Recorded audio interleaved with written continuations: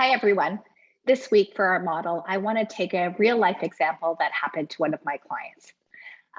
So my client has a daughter who is almost 3 years old.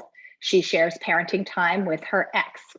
Daughter was sick one day, so he missed one day of his parenting time while she had to be tested for COVID, stayed home with mom. My client delivered the daughter the next day, and when she got the daughter home the day following that, the daughter suddenly had pierced ears, and she had received an email from her ex explaining that he took the little girl to get her ears pierced and how she should best look after the ear piercing.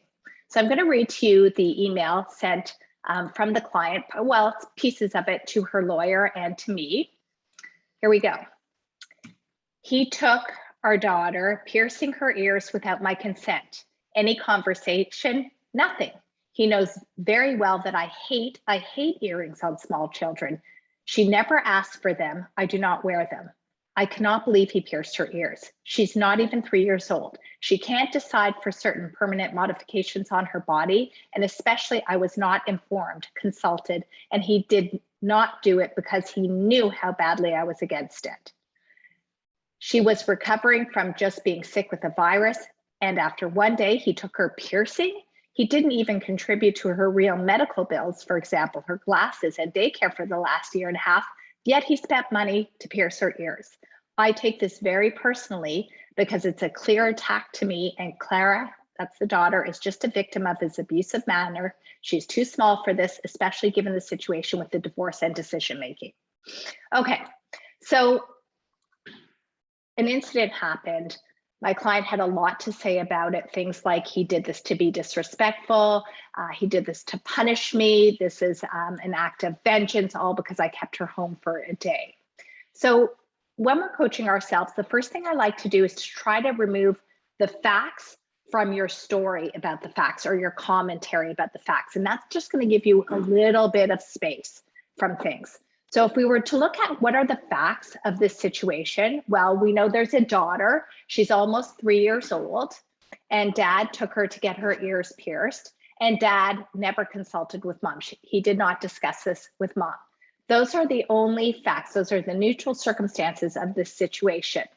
Now, I want to look at some of my clients' thoughts. And this is such a great thing to do. It's called a thought download. It's where you dump everything that's swirling around, all the sentences in your brain that are bothering you. You ask yourself questions like, what's bothering me right now? What's upsetting me right now? And you write down all of the thoughts onto a piece of paper. And I wrote down some of her thoughts. I can't believe it. He did it to disrespect me. He knows I'm against it. This is a slap in my face. It's a clear attack. He did this to punish me. And he has an abusive manner. So lots of thoughts. Then we take one of these thoughts, and I would say these thoughts all have the same sort of flavor, like he's doing this to punish me, this is disrespectful.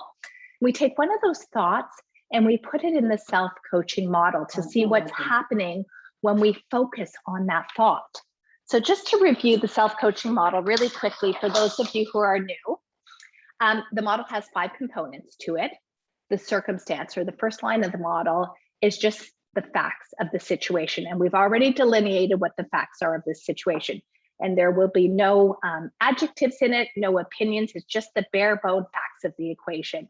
You pick one of your thoughts to put in the model. I would pick something that's a painful thought to put in the model. Then you ask yourself, when I think that thought, how does it make me feel? One single word to describe the feeling within you. And here's why feelings matter. Feelings drive your actions. So when I'm feeling this way, because I'm thinking this thought, what do I do? How do I show up as a parent? How do I show up for my lawyer? How do I show up with my ex? How do I communicate with my ex? So how do I behave? How do I act? What do I do? What don't I do? And all of those things will create a result for you. So let's look at the model for my client. Circumstance is dad pierced the daughter's ears. That's the neutral circumstance. It's totally neutral until my client has a thought about it. And she has a lot of thoughts about it. And one of her main thoughts is he did this to punish me.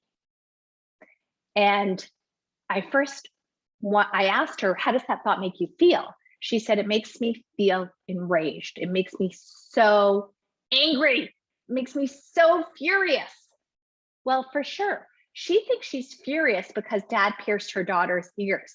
But what I tried to show her is she's so furious because of the way she interpreted this act, this behavior of her ex. She's interpreting it as a sign of disrespect, as a sign of vengeance, as a way of punishing her. And she gets to interpret it that way. That's her thought. She gets to have it. My only job is to show you what your thoughts are creating for you. So it's creating an atmosphere in your body of anger. Like, she was absolutely enraged.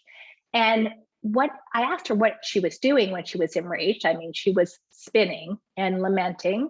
She was writing very long emails to her lawyer. She was writing me very long emails. She was collecting every instance that's occurred that he's done to punish her. And really, she was swirling around in this toxic environment. And what matters when you're feeling so enraged, it's all the things that you don't do well. You don't sleep. You don't work well. She wasn't able to show up for her work. And even when her daughter came home with the earrings in, she said she just kept staring at her face. She wasn't enjoying and loving her daughter in the way that she wants to. She was just so focused on how unjustified and how wrong this was that she wasn't showing up really in the way that she wants to enjoy her daughter. She wasn't able to show up for work. She wasn't able to sleep and look after herself, to eat. She just was a mess. And really, by focusing on, he did this to punish me, which is not a fact, it's her belief about it, and it's a very strong belief. In essence, by focusing on that, she keeps punishing herself because she's living in this state of enraged anger, and it's hard to do anything well. I mean, some of the things she was doing was even looking up what I call the irrelevance, focusing on the irrelevance, like what's the ideal age to pierce your kids' ears and what happens to them psychologically. And she was really catastrophizing over the damage that this would cause for her and her daughter. Now, my client gets to believe this. She believes this with all of her heart. To her, this is a fact. But by really focusing on this, it keeps her in this terrible state. So in a way, she just keeps punishing herself. I am not expecting any of you guys to feel good about dad doing something unilaterally, doing something without consulting you. I'm not thinking that, oh, you should be believing that's really nice. I just want to neutralize your thought a bit, like, dad did this, or he did this without my consent, just to neutralize this thought a little bit so that your feeling is less enraged and more proactive. What am I going to do about it? How can I remedy the situation? How can I arm my lawyer to deal with this? How can I show up for my child to medically deal with this issue if I want those ears to close? So, and I, so that also she can show up for herself, so that she can sleep, so that she can work, so that she can eat and continue to function in a way that she needs to function as a mother, a professional, and as a litigant. So watch your brain, watch your thoughts that create a lot of rage, anger, frustration. They're okay. They're your thoughts. Don't be upset with your brain for providing them, but take them out and look at them. Like, really examine your thoughts and put them through a model to see what happens if you keep engaging with that thought. Try to get a little bit of space from that thought. Try to loosen it up just a little bit to give yourself a little bit of relief.